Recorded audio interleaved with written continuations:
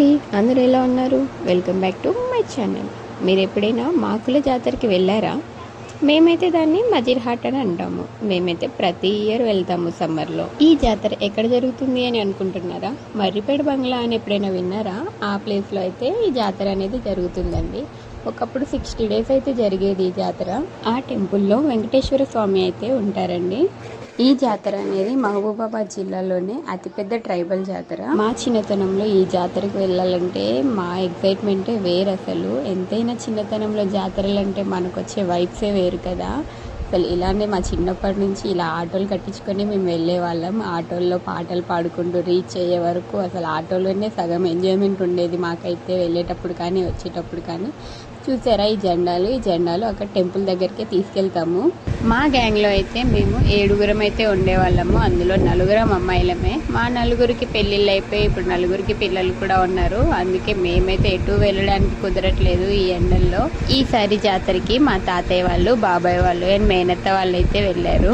ఆ జాతరకి అయితే మా ఊర్లో అందరూ కలిసి అయితే వెళ్తారండి. చిన్నప్పుడు ఇంకా అసలు అందరు ఆటోలు ఒక దగ్గర ఉండేవి. ఎవరికి నచ్చిన ఆటో వాళ్ళు ఎక్కే వాళ్ళం. ఇప్పుడు ఒక్కొక్క ఫ్యామిలీకి ఒక్కొక్క ఆటో అయినా సరిపోవట్లేదు, జనాభా పెరిగిపోయారు కదా.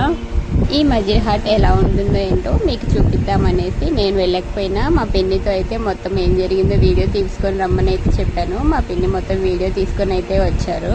ఇంకా మా వాళ్ళు అయితే మొత్తానికి అక్కడికైతే రీచ్ అయిపోయారు టెంపుల్ దగ్గరికి. ఇంకా రీచ్ అయిపోగానే పార్కింగ్లో అయితే ఆటోనైతే ఆపేసి ఇంకా వండుకోవడానికి కట్టెలు అవి కావాలి కదా, అన్నీ మోసుకొని అయితే నడుస్తూ ఉన్నారు. ఆ కట్టెలు మోసుకొని నడిచేదైతే మా బాబాయ్.